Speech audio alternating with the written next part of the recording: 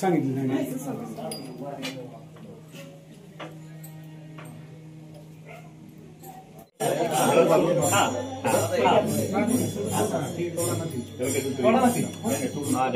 केशवाय नमः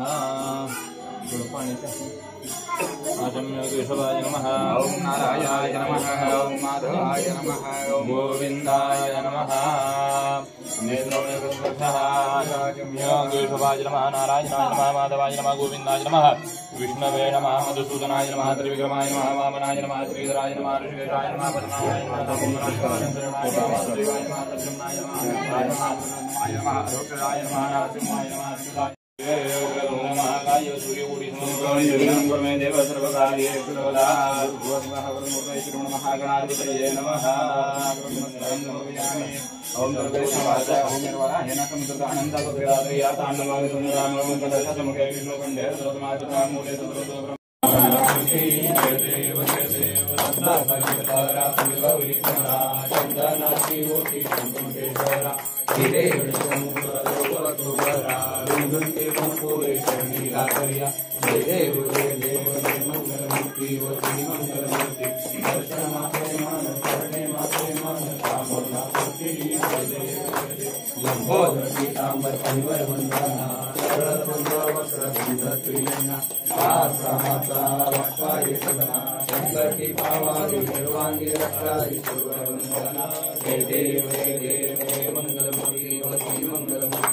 दर्शन मात्रे मान स्मरणे मात्रे मान कामना पूर्ति जय देव योग्याचारी सर्वेवरी हुआ कामांगे रखमाई दिव्य हुआ कुंडली कार्या भेटी ब्रह्मा देगा चरणी वाहे भीमा उद्धारी जगा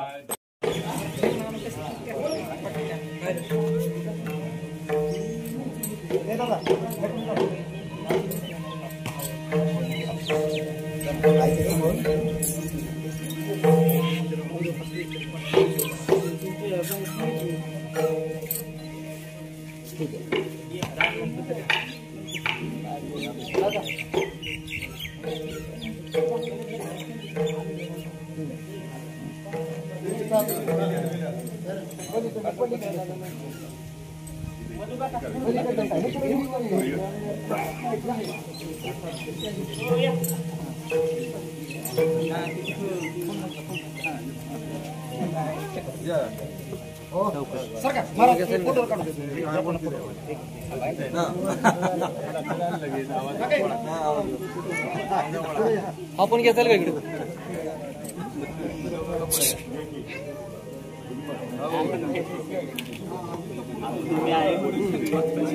तो घ्या ना इकडे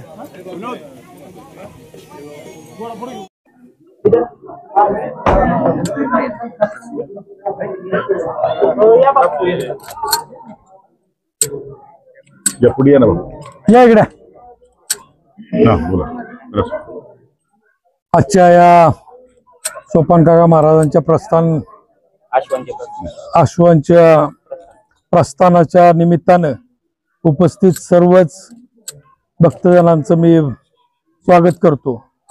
गेली 100 वर्ष ही जी परंपरा परकाळी कुटुंबियांनी अण्णांनी जोपासली, खरं तर त्यांच्या नंतर काकांनी ती सुरू ठेवली आणि आता त्यांचे चिरंजीव त्यांनी जी परंपरा चालू ठेवली. मी त्यांचं पहिल्यांदा खरं तर त्यांचं अभिनंदन करतो, त्यांचा आभार मानतो की त्यांनी आपल्या अजितरावांनी जे गेल्या 100 वर्षाची परंपरा तशीच जोपासली, त्याबद्दल त्यांचं अभिनंदन करतो. आपल्या सर्वांच्या सहकार्याने या अश्व प्रस्थानाच्या निमित्तानं जो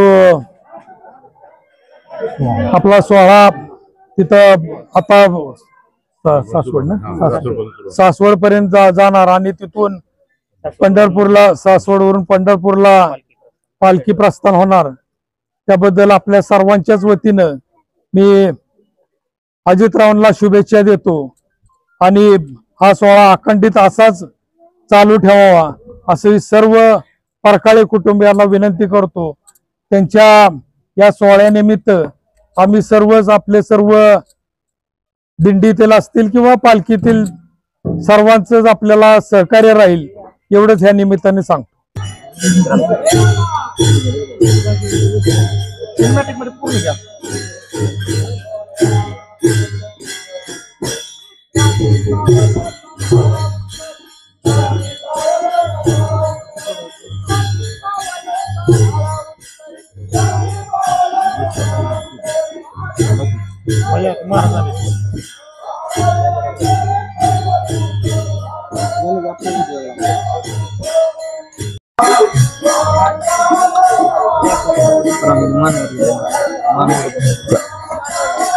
सर्व महाराष्ट्राचं आराध्य दैवत तुकाराम महाराज, ज्ञानेश्वर माऊली आणि सोपन काका यांच्या पालख्यांचं प्रस्थान आता माऊलींचं आणि तुकाराम महाराजांचं पालखीचं प्रस्थान झालेलं आहे. आणि सोपन काकांच्या पालखीसाठी आपले हे रामचंद्र अण्णा परकाळे यांनी 100 वर्षापूर्वीची जी काही ही परंपरा आहे त्या पालखीला राम आणि राजा ह्या अश्वांचं हे पालखीच्या पुढं चालत असतात. अण्णांनी ही त्या जी परंपरा करून दिलेली ती पुढच्या पिढीने सुद्धा चालू ठेवलेली आहे. मला वाटतं अण्णांच्या नंतर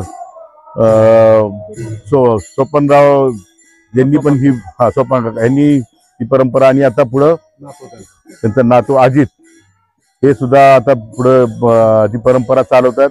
खरं म्हणजे खूप भाग्यवान आहोत.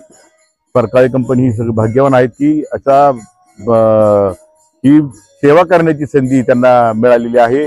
आणि ती एक सगळ्या बारामती तालुक्यात सुद्धा भाग्य आहे की सोपन काकाच्या पालखीच्या पुढं हे अश्व दोन आपले चालतात आणि सर्व दर्शन घेत असतात. आम्ही सोमेश्वर कारखान्यावर ज्यावेळेस येते पालखी त्यावेळेस आम्ही तिथं रिंगण मी ज्यावेळेस चेअरमन होतो त्यावेळेस तो रिंगणाचा कार्यक्रम केला आणि तो अत्यंत चांगल्या पद्धतीचा रिंगणाचा कार्यक्रम तिथं होतो.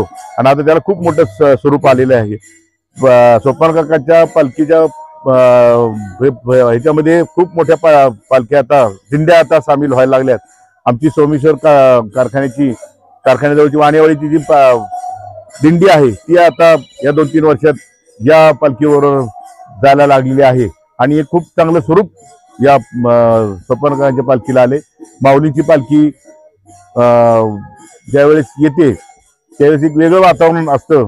सासवड, जेजुरी, सासवड, निरा, फलटण आणि सासवड पासून निघाल्यानंतर सोमेश्वर मार्गे बारामती मार्गे ह्या पालख्या जात असतात. सोपन काकाची पालखी जाते आणि तुकाराम महाराजांची बारामतीला येते सोलापूर रोडवरून. त्यामुळं सगळ्या भागातलं वातावरण अत्यंत चांगल्या पद्धतीने होतं, भक्तिमय होतं.